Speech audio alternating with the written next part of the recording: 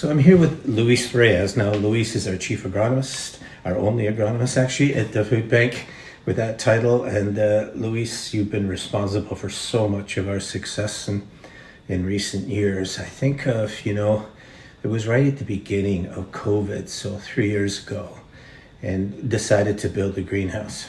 And that's when I first got to know you, right? And it was pretty great. And you and John Fleming and some of the others of us, we got together and we ordered the greenhouse, and then we built it with the help of lots of other groups, and it was great. But I don't think any of us really understood how much of a success it would be. Did you? You had just gotten involved with the food bank, and you said, I'm really interested in helping with the greenhouse. I know all about them, which you used to do back in Chile. But did you think it would become what it is now? At the first moment, I was skeptical. I was involved in another greenhouse project, a super nice one that it was isolating itself with bubbles. Like you feel a gap between the two layers of plastic with bubbles. Yeah. And that didn't work out. And I always saw how difficult it was to first rally the community behind a project like this, and then how hard it is to get the proper funds to implement it. And so those are like specific abilities that you need to run a project like that. Mm-hmm. And then you have to know how to grow the plants. So I was good in growing up the plants, and yes, I remember exactly when it was, because I was laid out from my job. I was in that moment working with the Catholic school board, and at COVID began, and that's it, no more jobs, and we have a couple of, or two, I'm going to say, checks from the government, and then you were by yourself. Yeah. Then I decided to jump into what I knew. Like I did want to get involved in the community. I knew the way for me to do that was doing agriculture, and I was really into doing urban agriculture. So what I did really was, since I have so much spare time in that moment, I went to all of the groups that I found, like in the web, like in media, social media, and I told them, like, hey, this is my background in growing food. I'm looking to do it in the city. Like, what are the opportunities around? And I was connected to the food bank, like, somebody heard like the food bank has an idea about building a greenhouse in the city. So like, I heard that one before, it didn't end up well.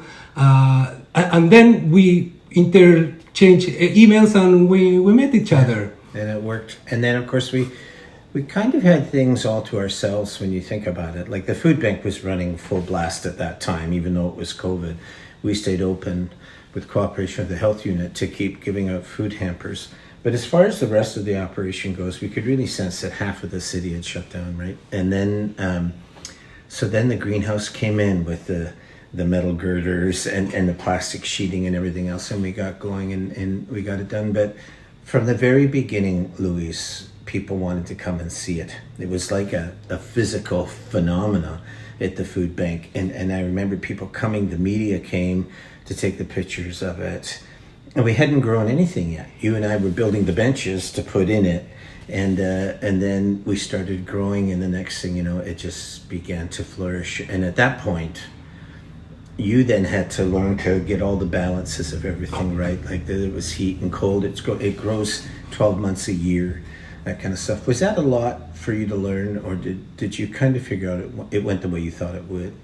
No, it went the way we planned it. Like to have two furnaces at the greenhouse was designed like that.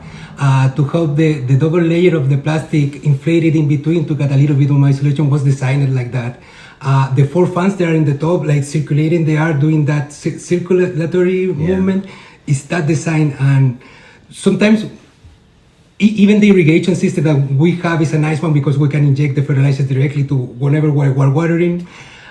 We use even hot water during the winter, so we don't stunt our plant when we start them. And all that is by design.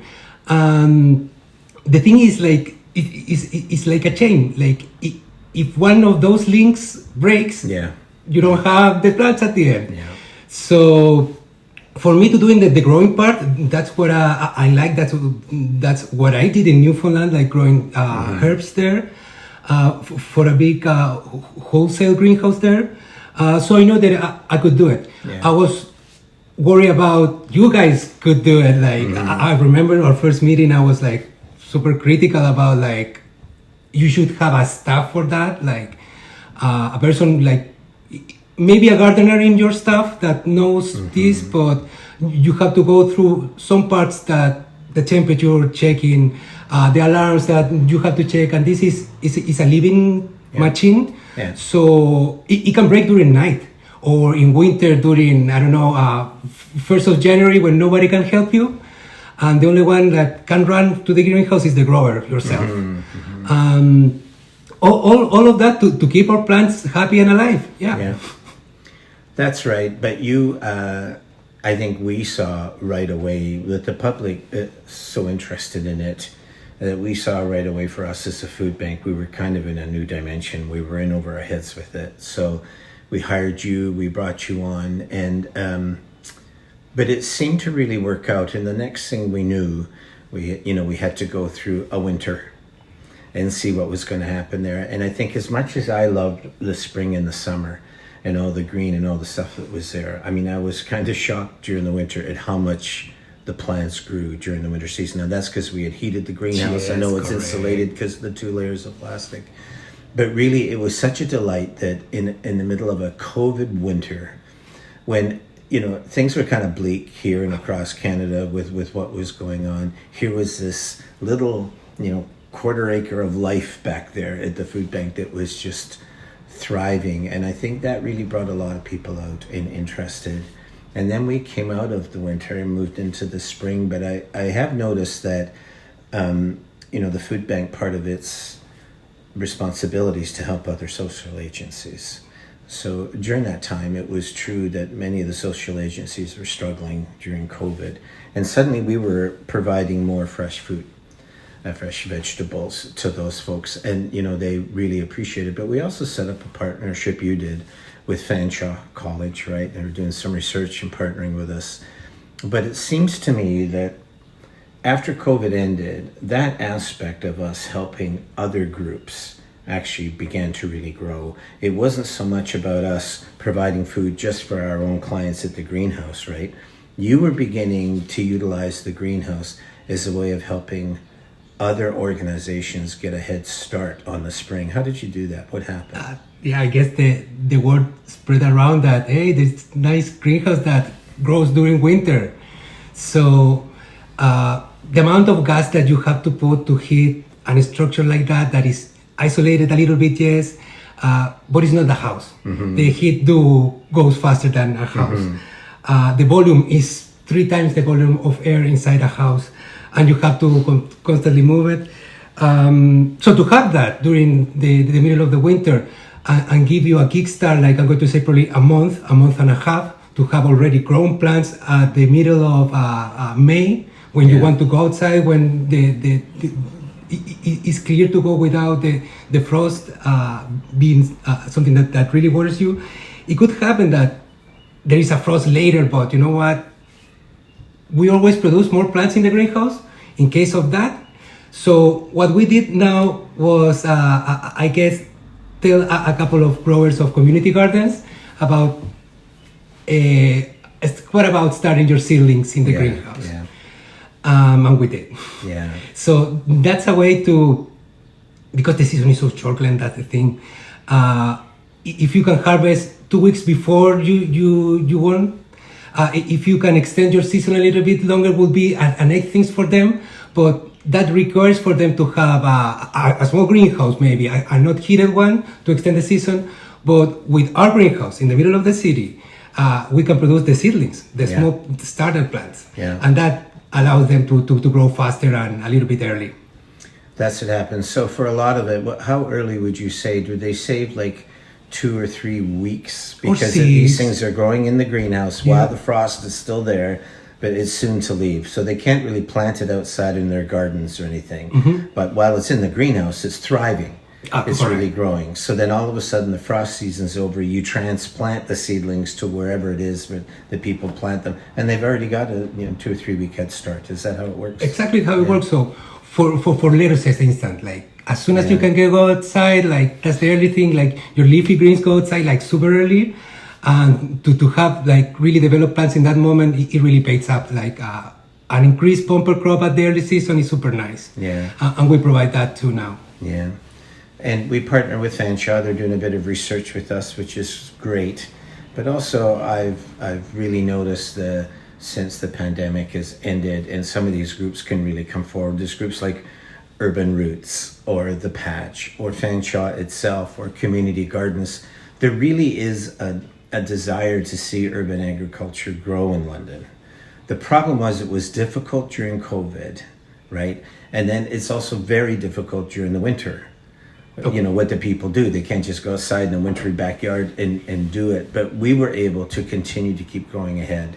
But now we're in that time of year where these other groups are really coming on strong. Many of them have had good funding. They've been good partners. They participated in this press conference we just finished on the weekend, right? So it was really great. But is it your sense, because you're more in tune with it than I am, is it your sense that London itself is finally coming to better terms about urban agriculture, that it needs to do it more? Or do you think, no, it's still not really registering yet? So I'm super biased in that, because when I came to London, I was looking about what is going on in London in urban agriculture, and through the research, it looks like super nice. Like a lot of stuff was going 4 years ago, and still do it. So, and then I came to London. I started working in agriculture back again. And when I talk to other growers and other people, they tell me like the way that the city itself changes is super slow. So, but come on, you have one of the most progressive urban agriculture strategies.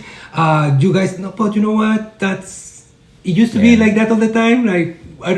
Like there is a sense like we're going back to the same thing that it was on that time, or there is I think for the future, but that part for me, I cannot answer that question, because I'm in the part like I see it like super progressive.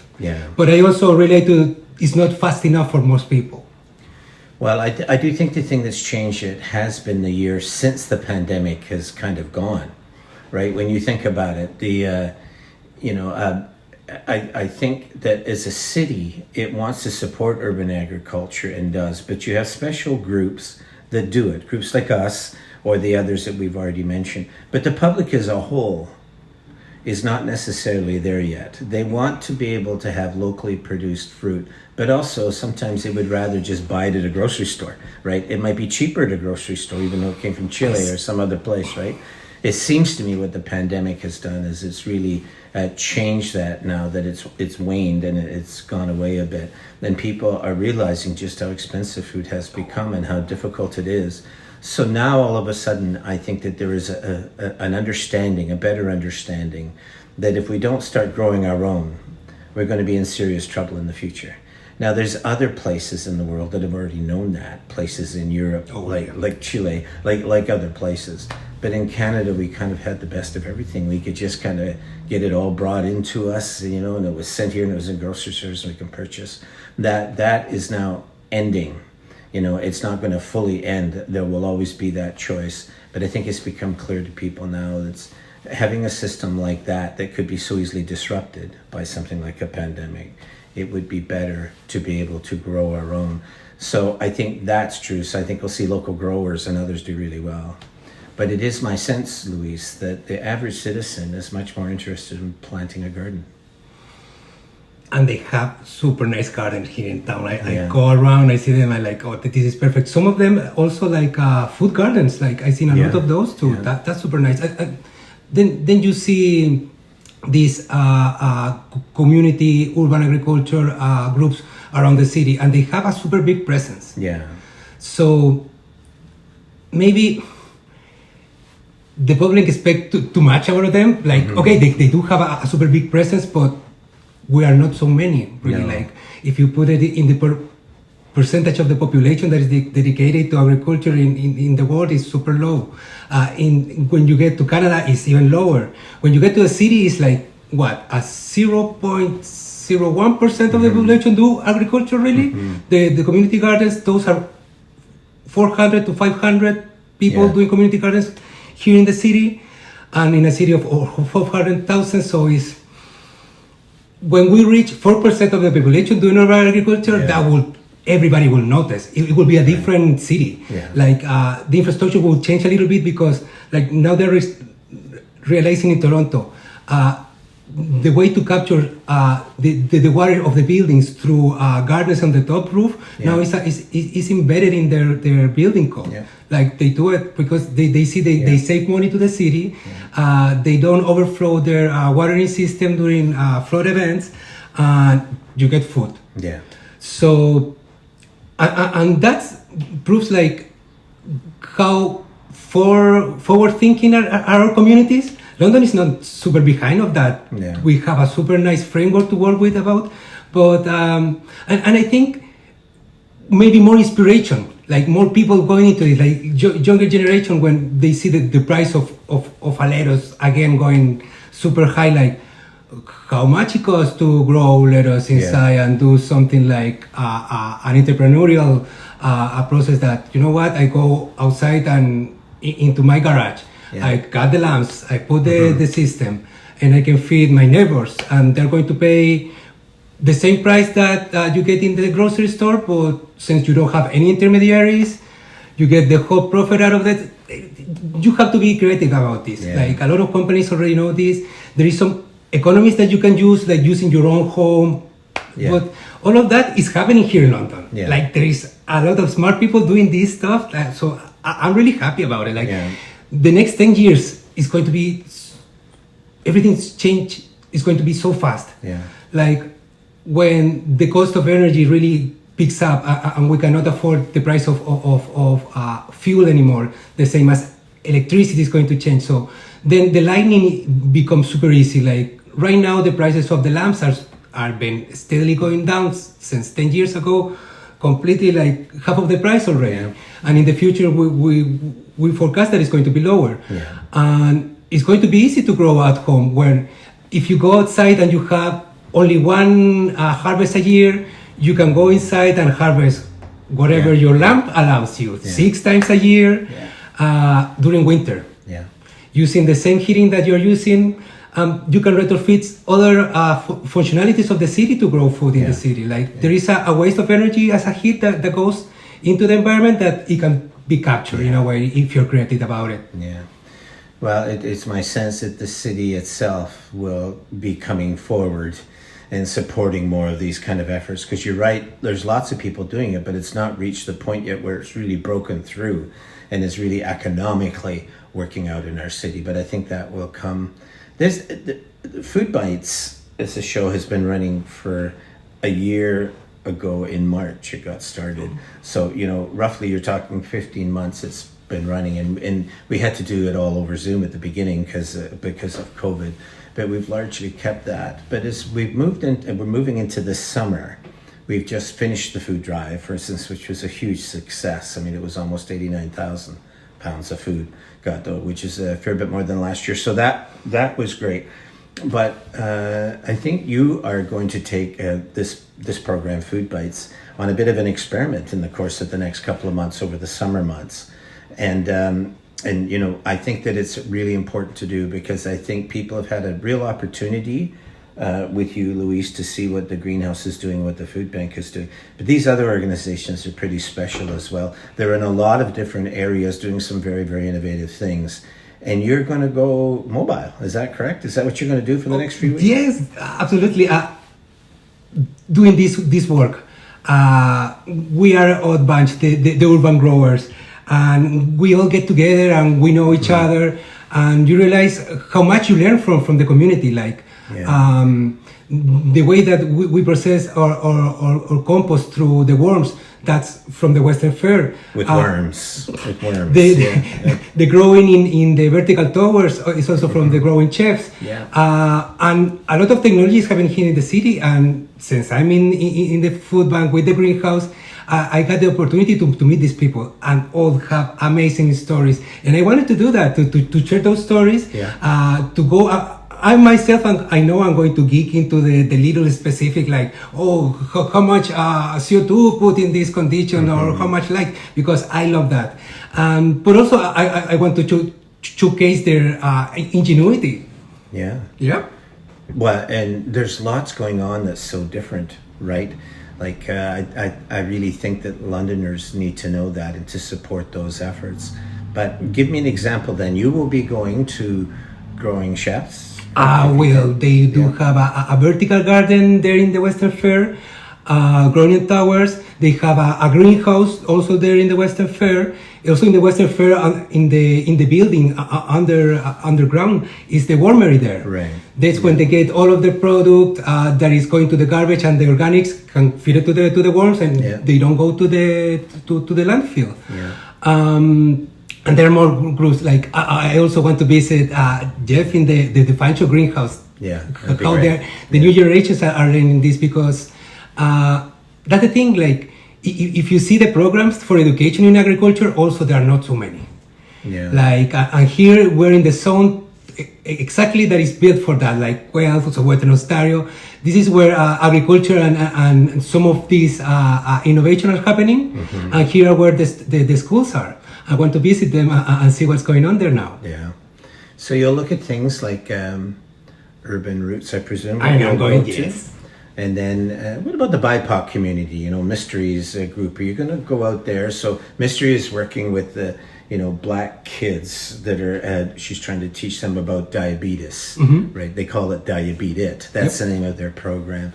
But, we've given them a greenhouse from the food bank. And I know you've been a big help to them, but will you be going out and seeing them as well? I want to see if they got my advice properly. But yes, I must say that in London we have this project about the little greenhouse going around. Yeah. We also have the green walls. These are the greenhouses that the food bank gave out during COVID. Yeah, those are so they're smaller than our greenhouse, but we gave them out free to community groups. To grow. Those are always fun to see what they're doing doing for those, right? So it was great. So we gave them out free, and then you were just starting to talk about green walls, also provided by Business Cares.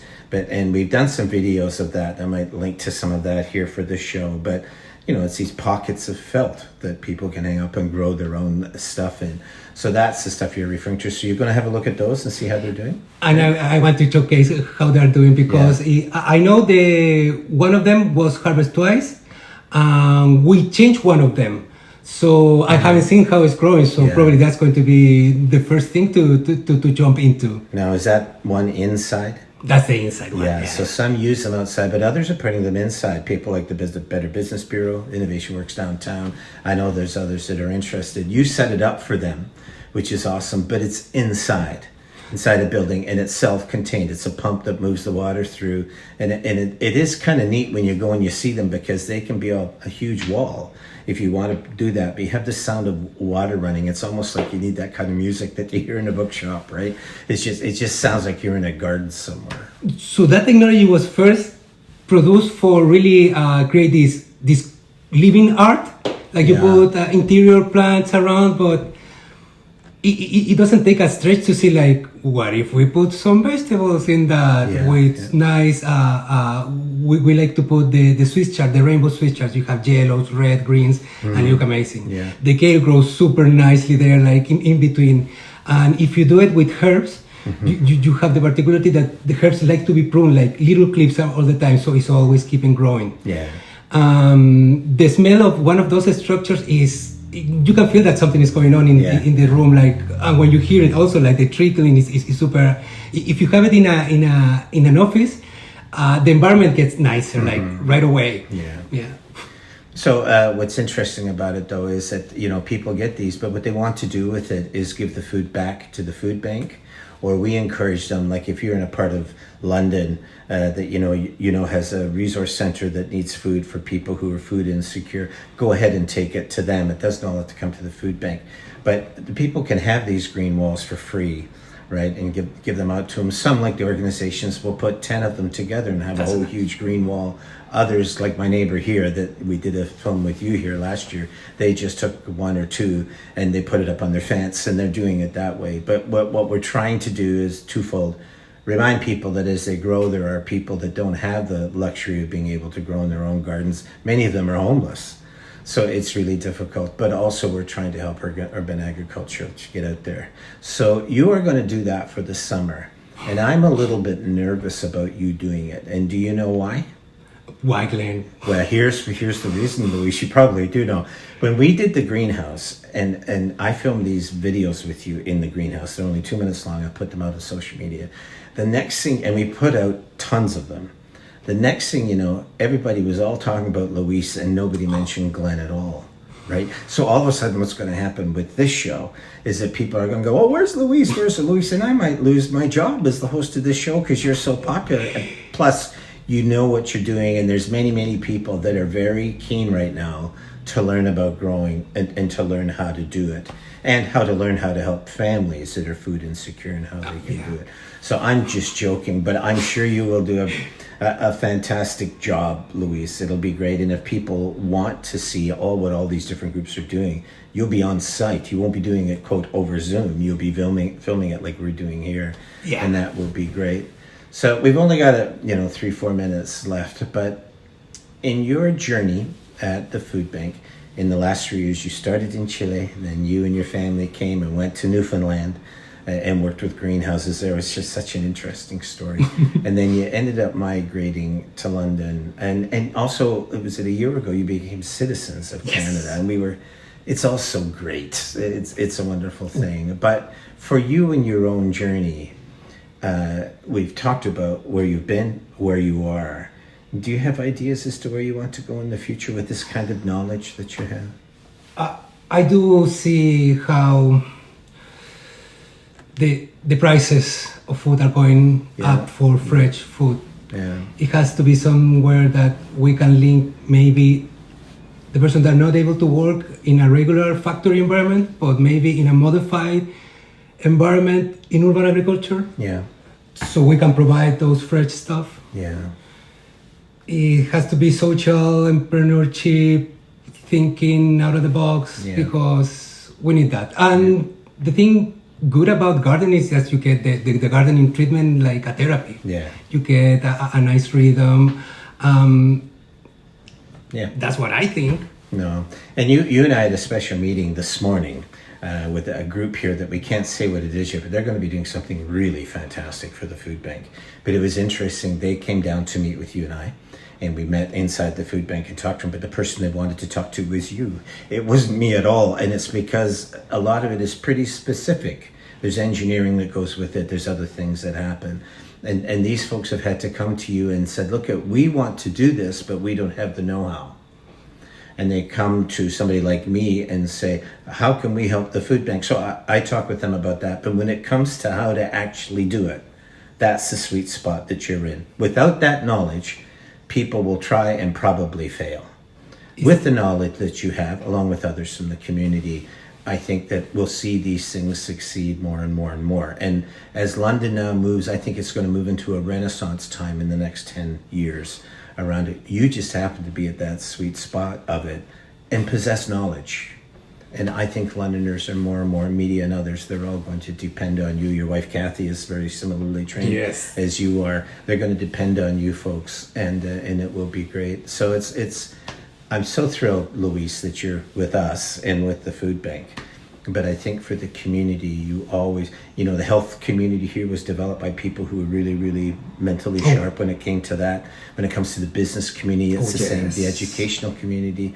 But when it comes to something like this, we also need somebody who's really got experience and knows what they're talking about. And that's you, so you're going to play a pivotal role in our future. I'm really glad about that, Luis. And it'll keep going. So good luck with the show this summer. Yes, let's do it. Don't become too popular. I will try not. But I look forward to seeing them every week, and I'm sure it'll be great, Luis. But good luck with it, and I'm sure it will be wonderful. And thanks for taking it on, because I do think Londoners need to see what's happening elsewhere. It's really good. It's going to be such a fun. I cannot wait for it. Yeah, it's going to be great. Thanks, Luis.